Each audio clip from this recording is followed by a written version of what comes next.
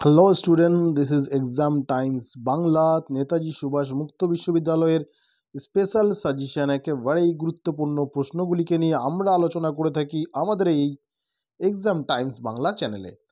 তোমরা নিয়মিত নেতাজি সুভাষ মুক্ত বিশ্ববিদ্যালয় সম্পর্কিত ভিডিও ও আপডেট পাওয়ার জন্য চ্যানেলটিকে অবশ্যই সাবস্ক্রাইব করে রাখো এবং আমাদের এই চ্যানেলে যে সাজেশন সেগুলিকে ফলো করো। আশা করি তোমরা ভালো একটা নাম্বার নিয়ে পাস করবে। কেমন? তো আজকের বিষয় দেখতেই পাচ্ছ স্ক্রিনে, বাংলা অনার্স সিসিবিজি 01, অর্থাৎ আগামী 5 জানুয়ারি থেকে তোমাদের প্রথম অনার্সের পেপার পরীক্ষা শুরু হতে চলেছে। প্রথম দিনেই আছে সিসিবিজি 01। কেমন? এবং সিসিবিজি 01 অর্থাৎ বাংলা অনার্সের কোর সাবজেক্ট সিসিবিজি 01-এর আজকের যে গুরুত্বপূর্ণ সাজেশন সেগুলিকে নিয়েই আমাদের মূল আলোচনা।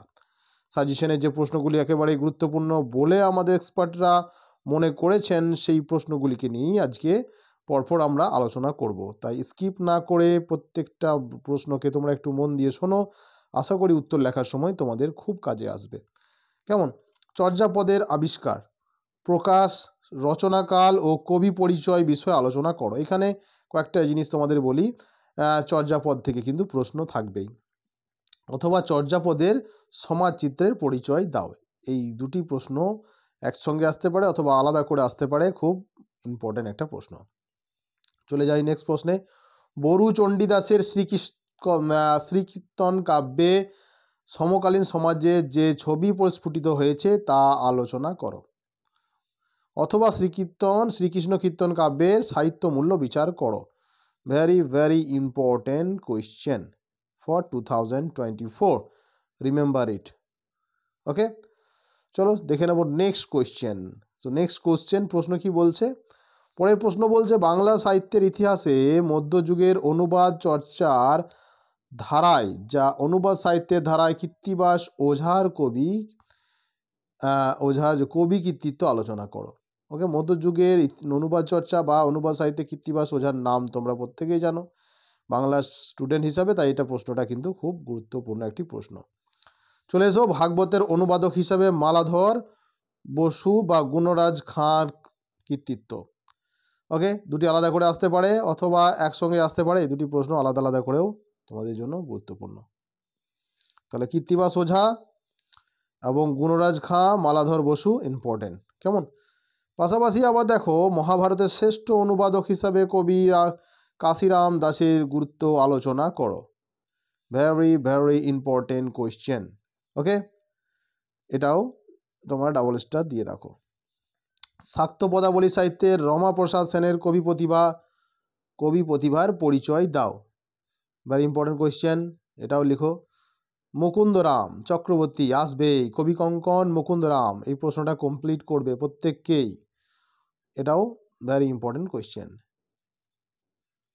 মধ্যযুগে বাংলা সাহিত্যে আরাকান রাজসভার কবিদের অবদান। এটা মধ্যযুগে বাংলা সাহিত্যে এই যে আরাকান, দৌলত কাজী, সৈয়দ আলাউল, এদের কৃতিত্ব দুজনের মধ্যে একজন তোমাদের পরীক্ষায় কিন্তু থাকবে।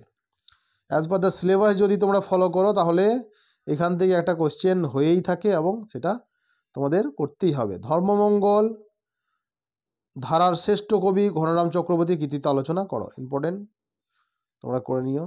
তবে এই যে আলাউল এবং দৌলত কাজী দারুণ ইম্পর্টেন্ট। ঠিক আছে, নেক্সট কোয়েশ্চেন চলো। বাংলায় চৈতন্য জীবনী কাব্য। কেমন? কিসের কার জীবনী? চৈতন্য জীবনী কাব্য।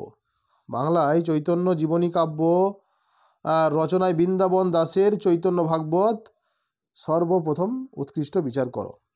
পূর্বরাগ পর্যায়ের শ্রেষ্ঠ কবি চণ্ডীদাসের কৃতিত্ব আলোচনা করো। ইম্পর্টেন্ট প্রশ্ন। টিকা লেখো জ্ঞান দাস। কেমন? Important question. এবং গোবিন্দ দাস কোন পর্যায়ের কবি? বৈষ্ণব পদাবলীতে তার কবি প্রতিভা আলোচনা করো। এই প্রশ্নটিও দারুণভাবে ইম্পর্টেন্ট।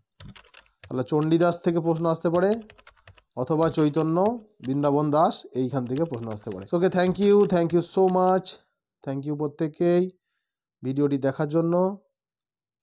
এবং প্রত্যেকে ভালোভাবে পরীক্ষা দাও, যাতে প্রত্যেকেই কিন্তু 50-এর মধ্যে একটা ভালো মার্কস নিয়ে পাস আউট করতে পারো। তাহলে তোমাদের ভবিষ্যতে তোমাদের যে এডুকেশন, সেই এডুকেশনের ক্ষেত্রে নাম্বারের জন্য কোনো কোথাও বাধা হয়ে দাঁড়াবে না। কারণ তোমরা নিশ্চয়ই জানো 50% marks is very essential and important. যে কোনো চাকরি পরীক্ষাতে যখন বসতে যাবে, কোথাও গ্র্যাজুয়েশন বলা হয়, কোথাও আবার 50% মার্কসের একটা বাউন্ডারি থাকে বা একটা ক্রাইটেরিয়া থাকে, যে criteria you have to fill. Okay, thank you প্রত্যেকেই, thank you so much, thank you for watching this video.